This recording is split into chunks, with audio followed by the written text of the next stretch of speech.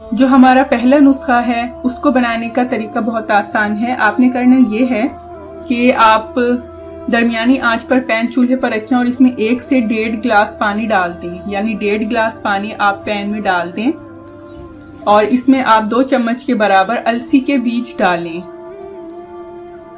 और मिक्स करें और इन्हें पकने दें। ये अलसी के बीज मैंने डाल दिए हैं पानी में और इन्हें पकाएं आप।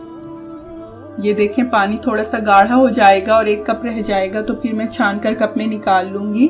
ये पानी मैंने इसमें निकाल लिया है। फिर आधा टुकड़ा नींबू का इसमें निचोड़ दें और आधा चम्मच ही शहद इसमें डाल दें और ये हमारा पहला नुस्खा तैयार है। आप ये 1 कप चाय दिन में किसी भी वक्त पी लें। 2 से 3 दिन तक ये नुस्खा यूज करें। नज़ला, जुकाम, खांसी से निजात का ये बहुत ही लाजवाब नुस्खा है और इसका कोई साइड इफेक्ट भी नहीं है।